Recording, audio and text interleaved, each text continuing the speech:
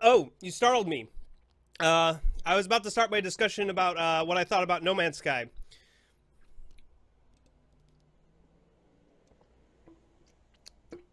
I got a little preparation to do. I think it's fair to say that No Man's Sky was the most anticipated game to come out in 2016. And I think it is also fair to say that a lot of this came from the hype created by the promises made by Sean Murray and Hello Games. Now, this isn't to say that all the blame is solely on the company and the spokesman. Some of the blame does go on to people who have hyped the game to astronomical levels, mainly people in the media, and other people online who might have exaggerated on what various interviews and discussions that Sean Murray may have had about the game. But I do think it is fair to put some of the blame, if not, I would put most of the blame on Hello Games itself. And this is something that's been talked a lot on the internet about already, and so I don't want to make a whole video about my thoughts on Sean Murray or Hello Games or just how I liked or disliked No Man's Sky. I really don't have too much of a different opinion than the ones that have already been said online, and I don't want to bore people with my own personal feelings about it. I much rather would like to start a discussion about sort of where does this lead to with Hello Games. In many other situations, a company that lies about as much as this company did about their product would normally have massive repercussions and would lead to possibly even the destruction of the company. And I question whether that would happen with Hello Games, because it seems to be that while they were able to market it in such a way that was untruthful, that this may have led to them receiving success in the marketplace.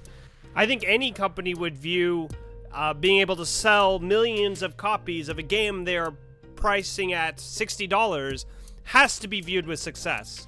And I think that is the one thing you could give Hello Games credit for, is the way they marketed their game. For better or worse, they succeeded at getting people interested and getting people to buy the game. And if that's the sole purpose of marketing, then you have to give it credit. I feel the need to reiterate that saying the game is priced at $60 does not imply judgment of indie titles. Some people will get really defensive with the whole $60 price tag on indie games, stating that just because it's indie doesn't mean they can't demand full price. And I would agree. You know, if an indie development company is able to produce a high quality gaming experience, then and charge people $60 for that, and people are willing to pay for that, then go right ahead. The problem comes with the marketing practices of Hello Games. It's not the $60 price tag. It's the marketing and the promise. The promises made people willing to buy pay $60 for this game, but they did not receive what was promised. Therefore, the game was not worth that money for them. So that's the problem. And that's not all people. There are some people that are probably more than willing to pay $60 for this game at its current state. But I think there are a lot of people who are outraged, and rightfully so, at the way the game was marketed. On the flip side, saying that the only games that can be priced at $60 have to be of AAA quality is also misleading, because it gives the notion that games from AAA companies are better than other titles and therefore are deserving of such a price. And that's just simply not the case. We have been shown time and time again with Assassin's Creed Unity, with Alien Colonial Marines, with Batman Arkham Knight, that this is not the case. These games have proven time and time again that they are not prepared when it comes to release date, and that the game, when it comes out in release, is not worth the price tag. Assassin's Creed Unity had a massive amount of bugs in it with literal faces missing. How do you mess that up? It was like actual textures in the game were just not present. Alien Colonial Marines, notorious for its marketing campaigns and blatantly lying about what was in their game. And then when they came out with the final product, it was completely different than what was marketed.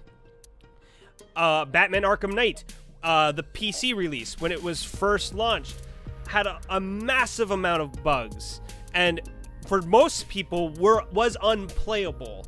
And that is certainly something that happened with No Man's Sky on day one on PC. There was a bunch of people who could not play the game. And this, time and time again, we have seen these kinds of things. And so to say that because it's $60, it has to be AAA quality just doesn't make any sense. I think if there's anything that the games industry teaches us, it is that the road to success is paved with empty promises, and that the hype train will never stop for anything or anyone. And I always question games whenever they're being marketed or talked about before they're released. It's always a healthy level of skepticism that I think is needed in order to combat this kind of marketing scheme. I do believe that No Man's Sky has damaged the reputation of Hello Games, and especially Sean Murray. Whether this will have a lasting impact on the company itself, I think it's up in the air.